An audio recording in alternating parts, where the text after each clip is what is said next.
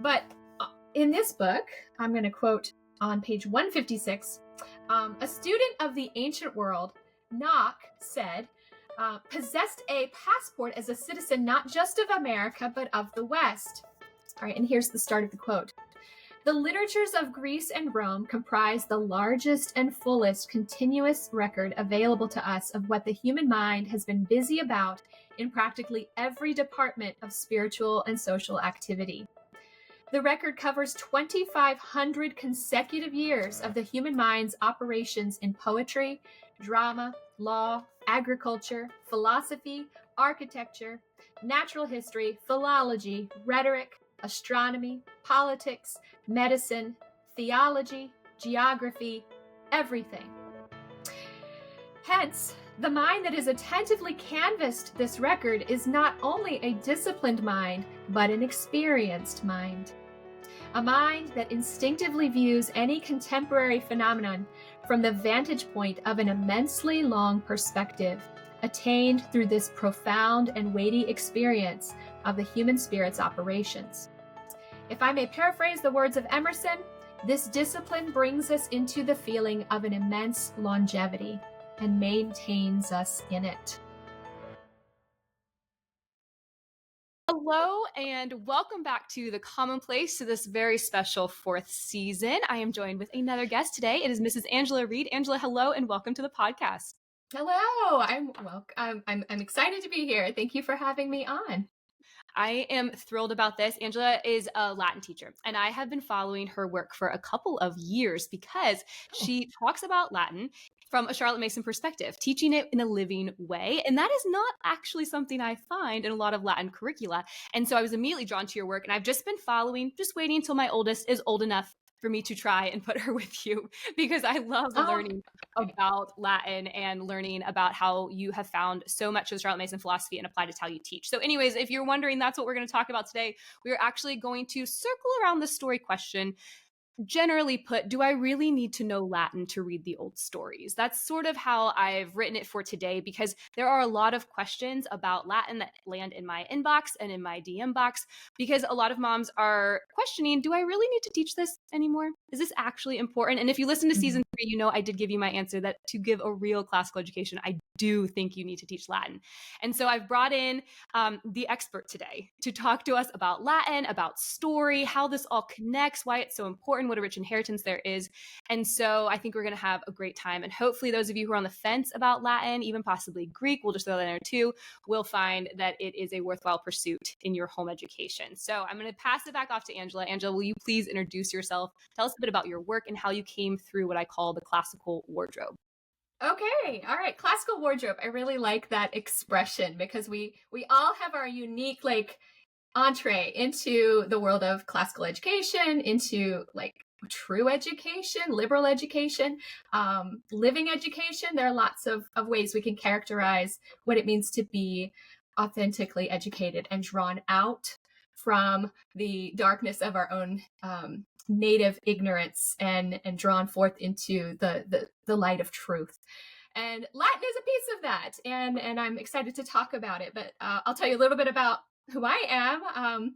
I've been married for about 20 years. I'm actually leaving on Sunday to go on a belated 20th anniversary trip with my husband. Kid free, so I'm super excited. We have 5 children, and up until this past year, I homeschooled them all. And life got very, very full, and like I said, up until this year, and then this past year, I enrolled my children. We moved to be closer to family, and I enrolled my children in an Ambleside school, which is a Charlotte Mason inspired school under the auspices of Ambleside Schools International, and I think things just worked out providentially for us, because I was never looking to move back to my hometown. But life circumstances have a way, and God has a way of directing and leading and guiding you on the path that you should go. So it was a big year of transition for us, my children being exclusively homeschooled. They're starting at 7, 9, 11, 13, and 15. So we have all ages, a little one all the way to high school. And we've had a really, really wonderful year. In fact, today is was the last day. They are home now. They're hopefully being quiet over in the next room. So that's a little bit about me. We're in Florida too. So sunny Florida. Things are heating up. I've got my linen to keep me cool this summer. And so what I do, I am a Latin teacher, and I taught a lot before I became a mom, and even in the first few years of motherhood. I worked in a rural country school. I taught Latin there, which was pretty amazing. I sponsored a Latin club there. And then when I moved into town, I used to live in Gainesville, Florida. We had a classical school, a Christian classical school. And that is where I ended up right before I had kids. So that was also my segue into the Christian classical education world. And so my first exposure to classics in a Christian context. Prior to that, my exposure had been through the university, through the Latin I took in high school and the Latin fun things I did through the Latin club that I was very enthusiastic about.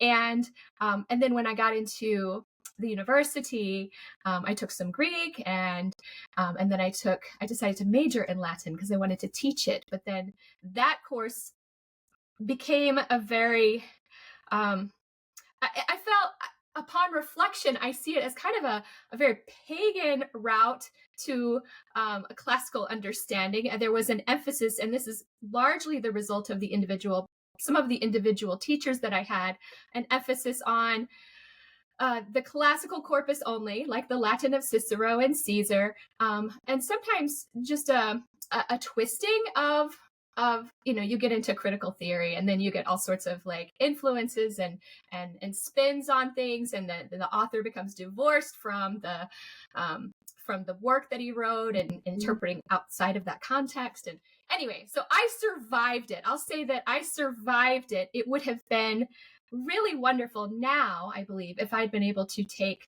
classics and major in Latin and classics at a school that has in a Christian school where they incorporate medieval Latin and Christian Latin, and you get to see that there are so many riches within the body of Latin and Greek literature, and it really it was something that was only redeemed for me when I entered the world of classical Christian homeschooling and eventually Charlotte Mason. Wow, yeah, I think that's it. Yeah, so this kind of full circle where I've seen the pagan side of classics, which in a world in a university setting that's kind of divorced from a Christian worldview, you can emphasize and you can focus on the things that are not worthy, and then the coming around to look at this heritage. There's so much to value in this heritage, and so it's been an interesting journey. Thank you for sharing that. I think it's comforting to hear that even the woman who studied Latin and had this love for it early in life still had an element of re-education, like bringing it into a right ordering is really encouraging. Most of us, I'm willing to guess, do not have Latin backgrounds. This is something that is like a formidable foe to us in the future that we're thinking about. And just to hear that is a comfort. Like you can continue, we all are continuing to learn. I think that's one of the beautiful things, particularly about entering into a Charlotte Mason education, is you realize you are re-educating yourself. You're entering in to this way of life with your children, hopefully giving them the privilege and the gift of it from the beginning. But a lot of us are relearning alongside of them. And so I think that's just like a really hopeful thing. I love when I hear that in other people's stories that now look at what you've done as a teacher. I mean, you've taught many kids beyond your own, and you've been able to share this rich heritage. Because I don't think a lot of people know how many things we wouldn't have without Latin in terms of resources. Like the number of things, if you'd like to read the original, you're going to have to read them in Latin. So jumping off from there, because that is a marvel. One thing that I find really compelling in classical education is the old emphasis on finding oneself at home in language. So last season, we talked about the liberal arts, and the grammar is often thought of as a stage in neoclassical language, but really it's an art, and it is about language, learning to be at home in it. And for the classicists, that meant Latin. And so it was very vital in a classical education. And I'd love to start with this because moms, like I said a little bit earlier, have this question of, well, in the modern world, do I really need Latin anymore? Sure, it was important back then, but do I really need it now? So how do you respond to a mother who thinks Latin is antiquated or unnecessary? How do you catch her attention or maybe give her that idea that will seize her, to put it in Mason speak? Okay, I might disappoint you by what I say. Because there are so many defenders of Latin out there who are ready to right the wrong and cure this person of their unfortunate understanding, so they say. But I do not take that tack at all. I don't try to convince people. You either have come to a point in your life where you've learned, wow, this is I see this now. It is important. It's almost like the wool is removed from your eyes kind of moment. The scales fall off of your eyes. So I don't try to convince people. And there's another reason for this, especially in the homeschooling community. I don't try to convince mothers because as you've spoken to, homeschooling mothers in particular are doing a sacred work, and they have taken on the burden of a tremendous responsibility in deciding to live alongside and educate their children, in addition to running a home, in addition to managing all the things that go along with being a mom, much less a homeschooling mother. And so this is a great sacrifice. And as our world grows more and more openly hostile to Christianity, it's so necessary. This work is so necessary to the preservation of Christian culture. This work that homeschooling mothers are doing. And it's kind of like a little Benedict option for education, right? I'm going to opt out of the public schools, but we're going to create this little Christian culture within our home. We're going to band up with other Christian educators at home, and we're going to build this culture. Okay, so I have, as someone who's lived through that myself, I know the demands. And so the last thing I will ever want to do is put the burden of ought or should on someone who is already swimming upstream in this culture. So this is what I do. I look at it this way. My responsibility, my work is to teach my students well. I start there. That's my number one priority. I make sure that I am doing the best job as a teacher. And what this is going to look like is that my students discover through our lessons together, they discover how vast and varied are the connections to Latin. And through the language, they develop a deeper and more meaningful connection to the ancient people, especially the original people who spoke this language. And of course, there are people that came later that wrote in the language and continue to speak the language. So relationship with all the writers and speakers of Latin. There are definitely some solid habits to build along the way. And this takes a lot of diligence and effort too. But when my students get to the end of a year or two of Latin with me, these habits and their knowledge become an established part of who they are. That is part of the goal. It's not just Latin. We're building habits. These habits are going to reap dividends throughout their life in lots of other areas. And so these habits, the knowledge become a part of who they are. And also these things are going to influence how they experience the world forever after. It's formative, right? It becomes a part of them. And they will never look at the world through the same eyes again. They will never hear a particular word and not think, oh, that reminded me of a Latin word that I know. And wow, I know so many words. I can figure out words now. I ask my students to write reflection essays for me at the end of the year. I want to know, what have you enjoyed about your Latin experience? What has been meaningful to you? What has been new knowledge that you value now? And it's always it's my favorite part of wrapping up the year is reading the different things that stuck with them and the various relationships that they made with the knowledge that we encountered over the year. And if they catch a love of Latin at the end of that, that is like the cherry on top, to share my love, and they catch that, and then they love it too, through all the different connections they've made to it. All right, so I haven't answered your question yet. I've partly answered your question. When I have the opportunity to speak to parents, and during the summer, I get this opportunity, conferences and little retreats and things like that. Sometimes online, I get invitations to share online. I aim to share with these parents Charlotte Mason's vision of for Latin in education. Part of what she believed is that Latin is a part of the feast. It is definitely a part. It is not the whole feast, and it is not something to just like be discarded. It's obsolete. We don't need it anymore. It was a part of the feast.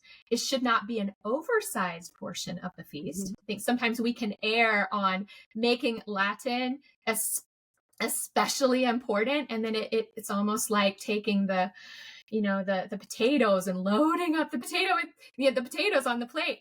And this point is actually an important one, because this is where Charlotte Mason diverged from. She was a progressive educator in her day, and she did, kind of take issue with the traditional classical educators of her day, because they had grown, the teaching of Latin had gotten kind of ossified. There were some very traditional methods and things in place, and there were definite problems that needed to be worked through. And she had ideas about how to solve those problems, but there was tradition sometimes can be a very difficult thing to work within, and to make changes when changes are needed. So anyway, this is one area where she did differ, because she felt that Latin, like all the subjects in education, should be living. Mm-hmm. And this is a value that places priority on ideas and narrative as a means of learning.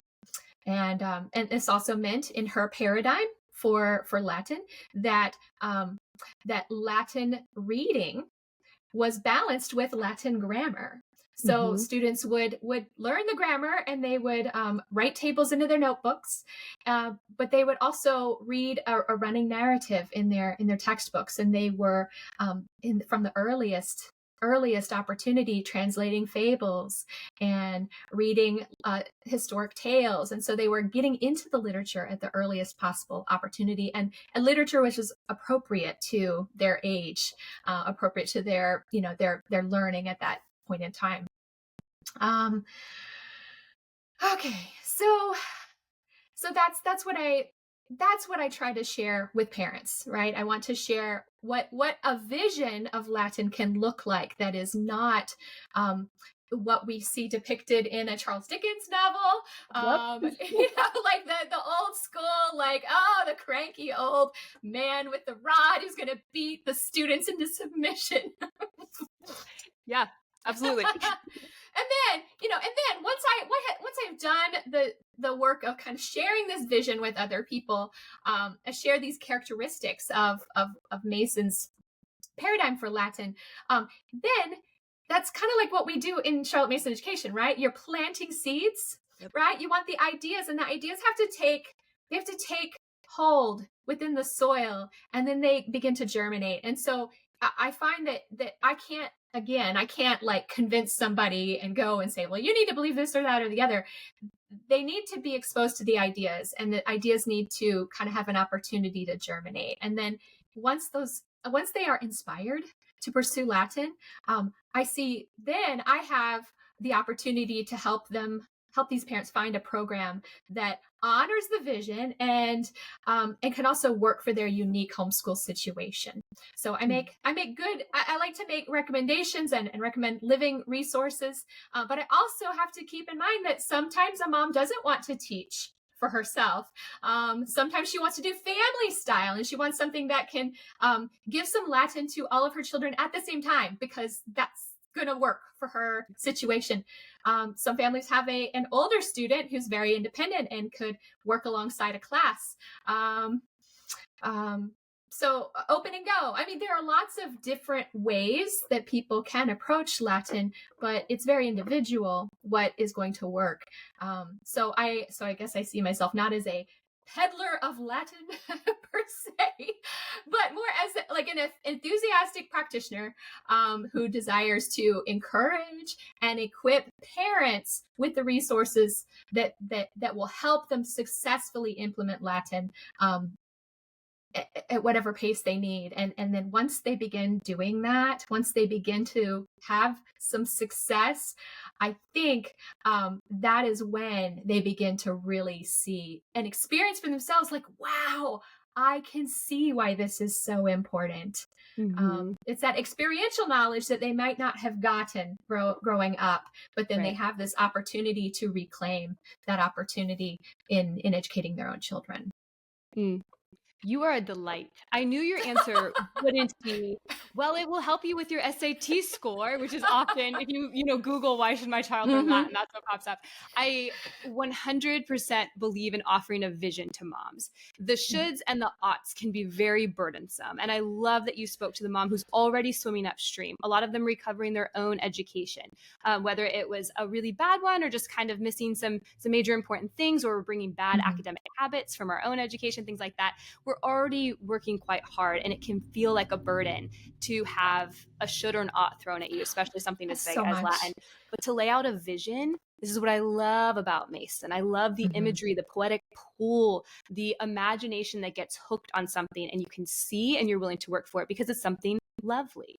There's that relation there. And so back to the idea of like being at home in language, you brought up the science of relations, the ability to hear a word and connect across everything that you've learned. That's just such an exciting thing for me to hear, to think about giving my children. Hopefully pick up some of it on my own, but to give it to them, for them to be able to make connections like that in God's world, constantly being able to better order themselves in it because they better understand the relationships in it.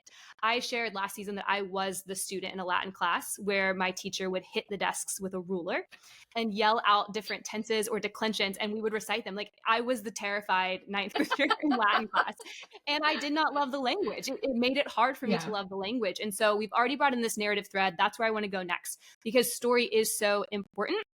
And it is such a living way to learn. That's why we focus so much on finding living books across the disciplines, across the subjects for our students. So I would love if you could tell us more about what we owe to the great Latin history, art, stories, the things that we are inheriting. And we don't want to be like Chesterton says, where we're the, how does he put it? We're the people who get like the family heirloom and throw it basically in the attic. Like, we don't even want to touch it because we don't understand what it is. So if you could walk us through kind of what do we owe to this Latin past in this language? Oh, wow. Well, that is like an enormous question. Sure. It's an enormous question. And so I have written, I think every Latin teacher engages in this. We all write our own share of apologies, like why you should learn Latin, why Latin is worth studying. And most recently I did this for my friends over at Charlotte Mason Poetry. So if you would like to read a defense of Latin inspired by a defense of Latin that someone wrote in the 1970s for Charlotte Mason's magazine that the subscribers to the Parents Educational Union, something that they would read that was part of their reading, you can do that. I wrote an editorial for them back in March. So that's charlottemasonpoetry.org. So I think I'm gonna actually defer to someone much more seasoned and credentialed and wise than I am, because I'm just not enough for this question. But I will share, I'm not, oh my gosh, like this is like the perennial question that people have been like asking for 2,000 years. For forever. Right. So I give my little blog posts or thing, to my own little contribution, my drops in the bucket. But I'm going to share a defense from this book, Climbing Parnassus. Oh, it's a fantastic book. And I only read it like 5 years ago, and I just like underlined and like took notes, and I just think it's a phenomenal book. It is such a profound defense of classics. So if you want a defense, read the book, because it's a really great, really great one. So what I want to do is refer to, where did it go? Aha, there we go. There's a quotation in here from Albert J. Nock, who was an American author, editor, theorist, like educational theorist, social critic, and now he's been dead for 80 years. He's become an important influence on the American conservative and libertarian movements. So highly regarded person, kind of a private person, despite all these accomplishments that he's attached to. But in this book, I'm going to quote on page 156, a student of the ancient world, Nock, said, possessed a passport as a citizen not just of America, but of the West. All right, and here's the start of the quote. The literatures of Greece and Rome comprise the largest and fullest continuous record available to us of what the human mind has been busy about in practically every department of spiritual and social activity. The record covers 2,500 consecutive years of the human mind's operations in poetry, drama, law, agriculture, philosophy, architecture, natural history, philology, rhetoric, astronomy, politics, medicine, theology, geography, everything. Hence, the mind that has attentively canvassed this record is not only a disciplined mind, but an experienced mind. A mind that instinctively views any contemporary phenomenon from the vantage point of an immensely long perspective, attained through this profound and weighty experience of the human spirit's operations. If I may paraphrase the words of Emerson, this discipline brings us into the feeling of an immense longevity and maintains us in it. Okay, so once again, Climbing Parnassus by Tracy Lee Simmons. I think he says it best. I mean, briefest and best, like, because you could read a long apology, you could read this entire book, but in one paragraph, Nock says, like, we are not new. We may be new creatures, like born recently, but for a space of time, we enter into the stream of history. And that stream of history is itself very, very old. Not as old as God, obviously, but this time, right? Relative to my lifetime, history is so old. And, the buildings are old. The artwork is old. The traditions that have been handed down about gardening and the stars, all these things are very, very old. And so it matters that we develop a proper perspective of our place within this broad stream. It's like, especially here in the new world, right? In America, we left the old world behind and we came to the new world. And so we kind of grew up it's just in a world where things are new, where we look around and you don't like that old store, we'll tear it down and build something new. Whereas, over in Europe, over in China, and lots of places that are the old world, you can walk down a road and see a building 2,000 years old, and there's a history, and there are people, there are lives attached to their story. Talking of this theme of story, there are stories, and Latin is a major part of this story, particularly of the West. So anyway, I highly recommend this book to dive into this topic more. But that's my drop in the bucket. Well, I said, defer to Nock. I'm always pointing back to someone else. In fact, I'm uncomfortable if I think I've had an original thought. That's not necessarily what I'm trying to do here.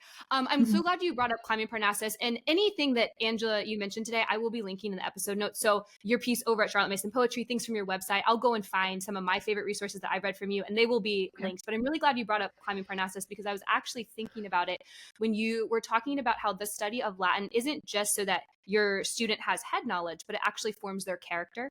Like the effort required to put themselves this task over and over again, to find these connections, to labor back into this other world that is very otherworldly than our current time and place, actually forms character. It forms the whole person. It's working with mind and soul. And I was immediately thinking of Climbing Parnassus because he explains that so beautifully throughout that book. So that would be an excellent additional resource to this conversation. But also what you just read, that quote, makes me think of piety, which is something that is incredibly important in, I mean, all of education, but particularly in the early years. You need that rich soil for what's to come, hopefully, in a classical Mason education. And piety and wonder kind of work hand in hand. And piety requires due respect for past and current authorities and understanding your historically situated place in this conversation. And so just hearing that quote made me, I don't know, it just immediately took me to piety and thinking this is one way we offer this to our students. And so I did want to ask kind of a bonus question that came up in my mind, is that do you think anything is lost when we read these texts, whether it be fables in the early years or if you work up to reading Cicero? Is anything majorly lost in translation? So if you stick with the English translations, what do you think happens in that process? Something is always lost in translation. Yeah. Always. You cannot translate a poem into any other language and capture the color, the rhyme, the rhythm, even the particular imagery might have to change in order to get the idea across, right? So take idiom, for example, right? Common in our culture, we have common expressions that aren't taken literally. He kicked the bucket, for example, like we know that I don't mean that literally. We don't mean like, yeah, he just kicked the bucket. We mean by that expression, he died. Now that's kind of a humorous example. He died. But in poetry, where you have all these linguistic elements that are all like in flow, certain symbolic meanings can't be captured by the same means. And so to transfer an idea that's artistically expressed into the format of another language with its own rules and its own like culture attached and cultural meanings and significance, you can't do it perfectly. You can't do it completely. It's worth doing. It's definitely worth doing. That's what translation is. And that's why there's not one translation of Cicero, right? Right. Because one person translates him in one way and captures, the flow of his speech, really like, just beautifully flowing. Someone else captures his rhetorical strength and really, has some pun that he's able to incorporate in that. But there's no like one final translation. There's just a tradition of translations. The more you can read, the fuller and greater your understanding is made to be. And that's kind of the idea behind reading Bible translations too, right? Yeah. We all, in Bible study, people are encouraged to, don't just read one translation, because the same principle applies.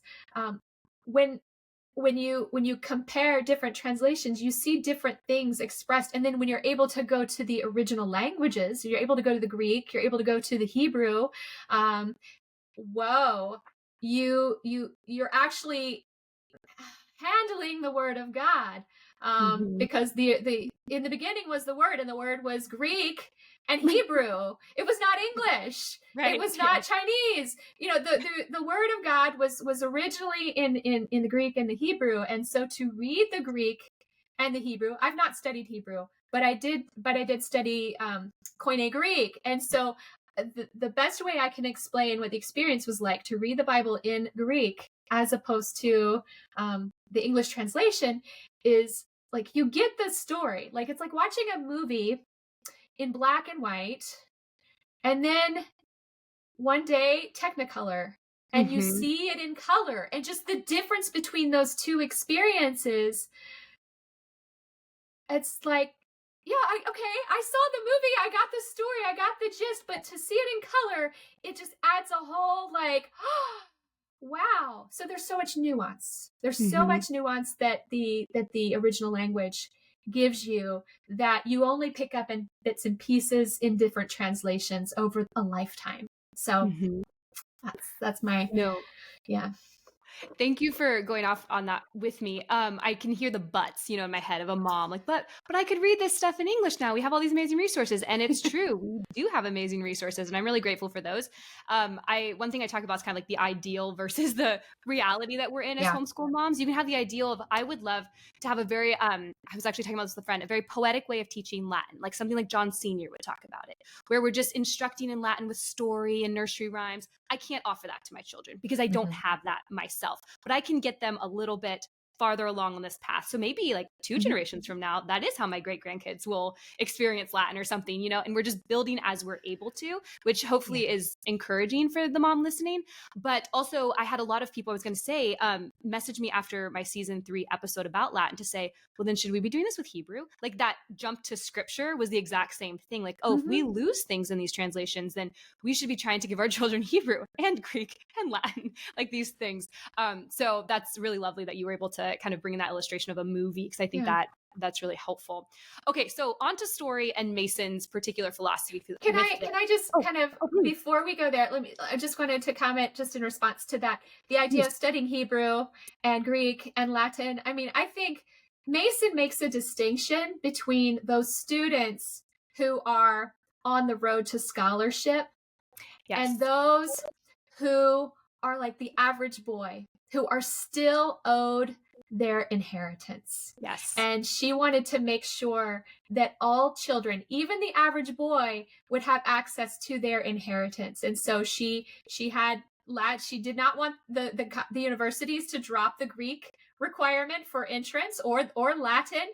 Mhm. She saw the value in these things for the future of education in England, and so there is so much, and it's so hard to Mhm. choose among all these things. But I think anytime a person has the opportunity to learn a little bit, a smattering of Greek, a little bit of Hebrew, I think just the peak. It's like getting the little portal into the Technicolor experience of the original works, and Yes. so that's not ever a should or an ought, but a Mhm. an invitation to deeper and fuller and richer experience. Hmm.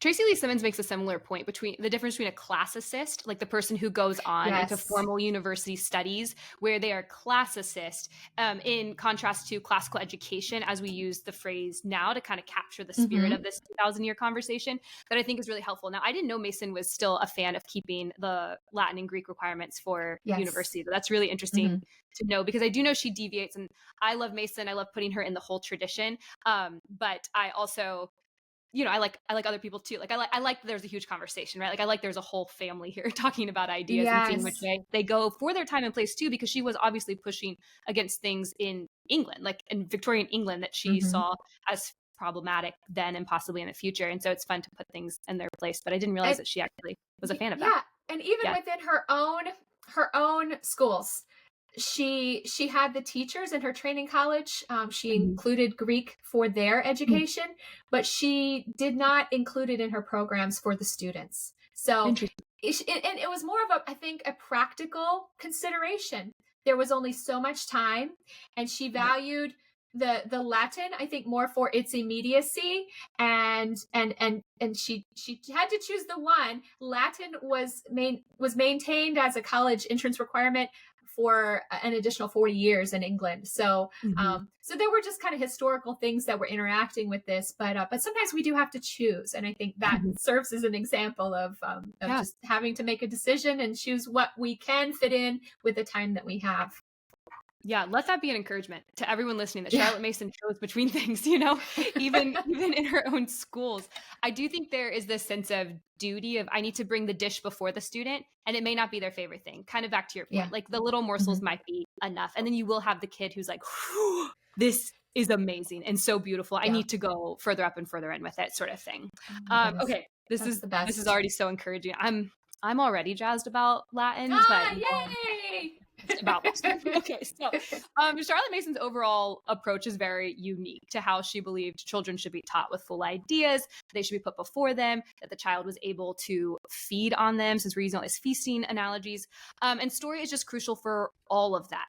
So you've already mentioned that students, while yes, recording Latin grammar and things like that into their notebooks, that having fables, having possibly, I don't know, nursery rhymes. I'm trying to think of the different things you'd bring in at different ages. If we think about our youngest students, those Form 1, so we'll go first through third grade since a lot of my audience has really young kids.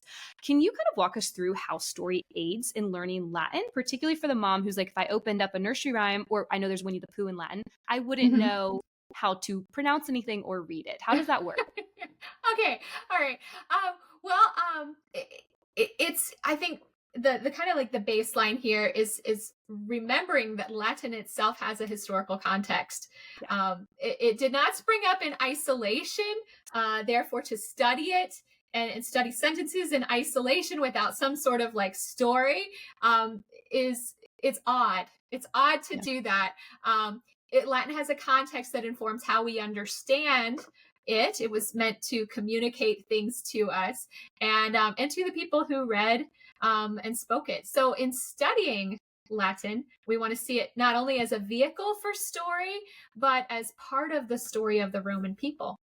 So this historical context informs how I teach in my classes, because the students have we have a running narrative in our book that we work through, but we also have a topical like a cultural topic for each chapter. So they are learning about the baths and the bath culture, and there's whole vocabulary that goes along with that. They're learning about the amphitheater and the gladiator games, and kind of seeing Latin words and sentences and ideas and characters interact in these different settings that provide the story of the Roman people, the story of Latin and the ways in which Latin would have been naturally used. In the beginning of Latin education, in Charlotte Mason's paradigm, she wanted them reading as soon as possible, so they would get some rudimentary Latin, and so their first readings would be Latin mottos and proverbs, fables, simple tales. Some medieval Latin was very, very helpful for this. She recommended a reader of medieval Latin. So there were fables and tales that were written for reading lessons that she incorporated into her programs. And of course, within the Charlotte Mason feast, a lot of the other elements of the feast cover the translation. So Plutarch's Lives, for example, were not read in the original Greek, but they were read in translation. And so these in the upper years would provide a lot of the historical context and fill out what they would be studying in their Latin class, for example, as they're getting into the writings of Cicero and other people about whom Plutarch wrote his lives. So as I mentioned a text with a running narrative. And what I mean by that is that each chapter has a story, and you're reading in Latin and you're kind of like working out like, oh, okay, what is this saying? And who are these people? And so the story just continues as you work through the entire book. And there are lots of good, there's lots of good curricula with a story format for Latin. They're not in the this is changing. I think people are waking up to the value of narrative in Latin instruction, but traditionally these have just been reading method texts that have been that have been published by big publishers. They've been published by the Cambridge Latin course, the Oxford Latin course over in England. There's Lingua Latina per se illustrata, which was developed in the 1970s, I believe, or no, 1950s. So they've been around a long time. Cambridge was published in the 1970s. Many editions of these texts, but they're excellent texts for balancing grammar instruction with a reading approach and a running narrative through the book. So I find that these are very complementary to the Mason Mason method for Latin, very living resources. There are also, I can actually, they're right beside me, so I'll grab them. There are also, there's a growing corpus of Latin novellas. These are little books written by Latin teachers. I've not written any, but I aspire to greatness one day, and maybe I will. But I love the ones by Andrew Olympi. Okay. He's been a great author.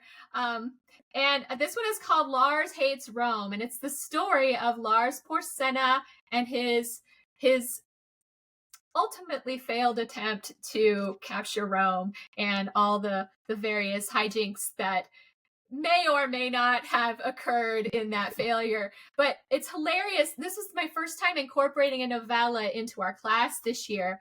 I did this with my second year students. So they had some Latin under their belt. And in these essays, my reflection essays that the students have been sending to me, this one is over and again a favorite of something that we've done this year. So I will be incorporating more novellas in future because they're fun. They're illustrated, so I could, they're illustrated. So they follow the principle of computational. Is it computational? CI. It's not computational. Comprehensible input, where you provide clues and you use cognates, you use words that are similar, Latin words that are similar to their English derivative, use illustrations so that the children can deduce the meaning from the context, and so they're able to just kind of like pick it up and go. So that's a great resource. Novellas in the you can find those on Amazon, and they're super fun to read. So that's a very enthusiasm building sort of thing. Good resource there. And let's see. The other thing too about stories, so these are stories, is that Mason and the traditional classical educators of our day, they viewed Latin study as an approach to the literature. Like the goal was not to like exercise your mind and torture your students, but to actually read Cicero, read Caesar, read Ovid, read the actual literature. And I have a quote here from her.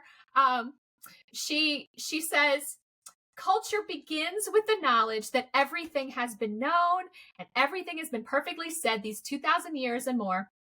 And this knowledge, slowly drummed via Latin, into a youth, should keep him from the swelled head and from joining in the 'we the people' cry of the blatant patriot. And there is no better way of knowing a people than to know something of their own words in their own speech." Okay. So, and that doesn't mean that every child will get to Cicero, but if they know something, they learn something through that experience, they have been humbled, right? They learn their place in this stream of history. They're not like joining up with the crazy causes, like without this context of like, okay, what's going on in the world, and is this movement worth supporting? But then they have some Latin wisdom to guide them from their study.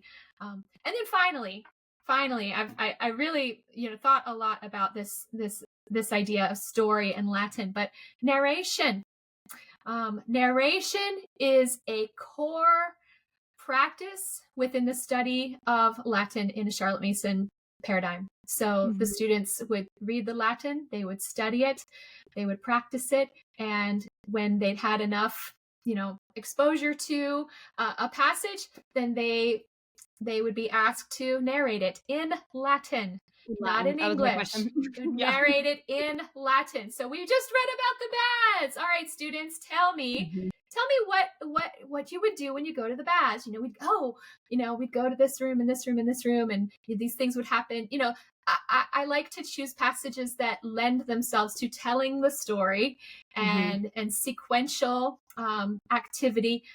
But I find that the students love the stories so much, and we use them for exercises, and that they really absorb this joyfully, and they grow so much in their ability to narrate. And no, it's not perfect. They make mistakes, but Sure. if you look at learning Latin as akin to learning to walk, you can be a lot more graceful about the mistakes, and you just focus on the growth, and you just keep practicing. You keep practicing. They will get discouraged really quickly if everything has to be perfect every Sure. time. So Sure. that is what we do in class, and that's what Mason did with her Latin students in her schools.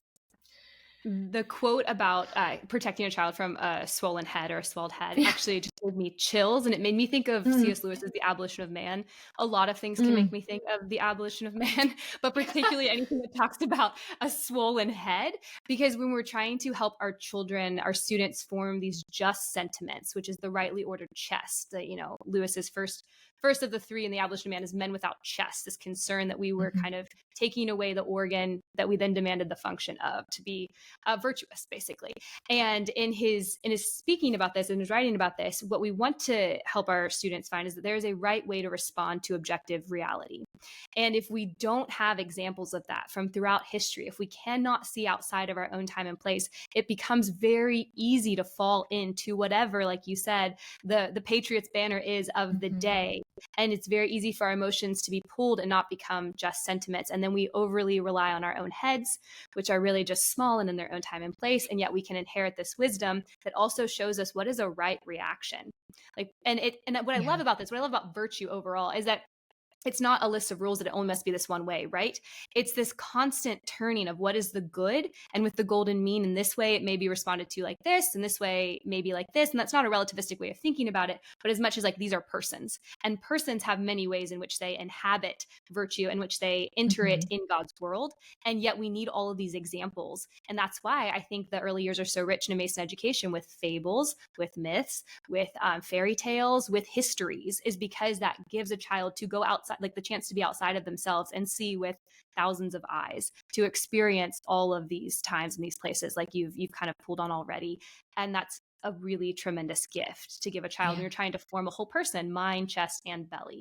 And so I love hearing how Story does that, because we know Story does that. Story, that's why this whole season is about Story, because of its impact on us immaterially, the way it can engage our imagination, the way it can pull our allegiance, and the way that we inhabit almost a clearer view of reality than we can just in our limited understanding of today.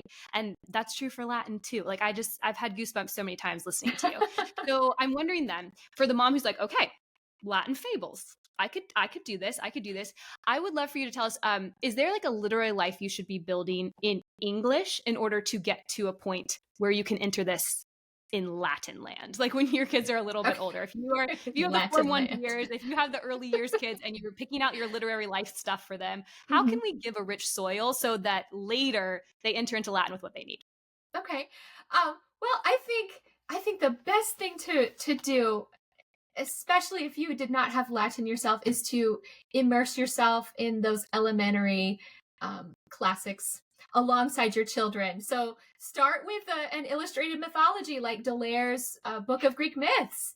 I mean, how many of us are not intimately familiar with those stories, those characters? But that is a great first place to start. Just develop your own understanding, and your children's. I mean, my children read that book again and again and again, and that gives them the context for when they get to Latin later on, or they get to other stories that reference these characters, poetry in high school that references Narcissus and Penelope, and all the different characters. They're going to form so much of the imagery of their future literary life, and it will enrich yours too, like as a mother.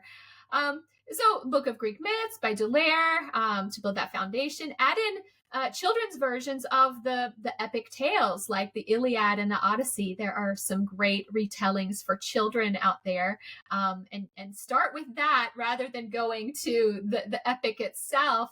Kind of get your feet wet, and perhaps too. This is one that I used with my children. It's by Mrs. Beasley. Okay, so right away this is like Victorian era. Yes. It's by Mrs. Beasley. Stories from the History of Rome. Okay. So it's a good preparation for Plutarch, and it covers like Horatius at the bridge and the various battles and the legends, and so it's also a really good like contextual understanding of Roman history to kind of add in to that. So and then maybe like for a little challenge, read this one. Yeah. Climbing Parnassus is back on the screen. Right, Yes. back on the screen. But yeah, I would start with those because those are just building blocks, and if you don't have those building blocks for yourself, it's very difficult to see the value of like jumping ahead to something like Latin if you haven't, like experienced the beauty and the wonder and the story, and the just they're so rich and they're so vital. Yeah, I think something that we forget when we talk about curriculum or curricula is that really it's a path and a journey of education, and we use a lot of resources. The things we usually call curriculum are actually, it's a resource, and the path is what we're doing. And a lot of times for those of us who are new to the classical world, I don't think we know there's actually a literary path to walk. And so we get really excited, and even as adult readers, we jump into something like Dante's Divine Comedy, and we don't realize how much mythology we need to know before we can actually engage with some of these texts, because they're always building on each other. So I found that just walking the literary path with my children has been one of the best things I've done for my own literary life, because now I get the references. Like I too am reading the Book of Myths, or the Greek Book of Myths, or the Norse Book of Myths. And now something I read that I totally missed before is like, oh, that's the reference. There really is a journey that you have to walk, and they really do build upon very each other. true. Very true. Dante's a great example. Milton later on also, and Shakespeare. Shakespeare is huge. And if you have the foundation just with the mythology in translation, that opens up Shakespeare, and all sorts of humor comes out to you that it would have just flown over your head. And thank goodness some of Shakespeare flies over our kids' heads. It's a little bit spicy, but they digest what they are ready to digest. And but yeah, all of those come later. But if you have that foundation, then those become much more, you prime yourself for those, and you're ready for them when they come. Absolutely. So for the mom who's listening who has older students, I would love to know, because I know she wants to know, how can she begin teaching Latin, or what resources do you suggest that she brings into her home? Okay. So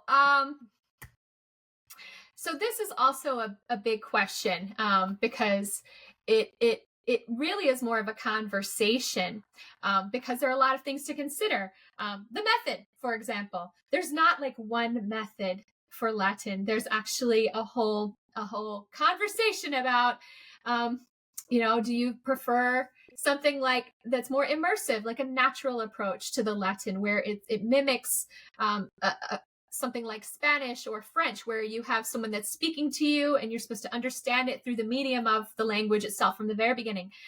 Do you prefer a reading approach, kind of like what I've described, which is what I use, because it tends to be more of like a halfway. So it's a little more accessible for people who want to incorporate the grammar and the reading, but they aren't fully committed to something fully immersive. Or grammar translation is another popular approach that prioritizes the grammar and gives students lots and lots of practice with translation and breaking down the various elements of words and word endings and things, and that has its place too. And a teacher, I don't want anyone to feel like they can't succeed unless they have a teacher, because that's certainly not true. You can get started. You can make a good amount of progress. Your students who've been homeschooling for a while, they are very capable, and with good habits and good attention, they can accomplish much. There are online resources. There are like digital platforms that can support an independent learner. So there are lots of ways, but navigating method for yourself, if you don't know about these methods and you're not quite sure what it is that you're looking for, then that's worth a conversation with somebody who can guide you. So thinking through various questions that pertain to your own homeschool and what you can actually pull off. what is workable in your situation, what is workable with the personalities of your children. You may have a student that is very type A and just like open and go, and they, versus somebody who needs a little more motivation. How, so all these things, the method that you choose is going to determine what resources it would be recommended for you. And so if you are not sure where to start, here's my recommendation. Go to some trusted people within the homeschool community to seek counsel, like a mentor. There are lots of people who do mentoring, homeschool mentoring out there. My personal mentor was Nancy Kelly, and now that my kids are in the school, I don't meet with her for my annual powwow where we go through like what's working and what's not. But I recommend a mentor like Nancy Kelly. She's a Charlotte Mason inspired mentor, and she's got a website that I'm sure will be linked in the show notes. Sage Parnassus is her website. But a mentor like her to help you think through like what is possible within your homeschool setting with all the things that you're juggling, and she can refer you to resources that seem appropriate for you. So I think having a mentor was a salvation for me. If it's not heretical to say that, but having it's just like a trusted older woman who has wisdom and can help rescue you from the internet forums that can make you crazy. Right? Oh, yes, there it is. Yeah. Yeah. So don't go pitch this question to the Facebook group.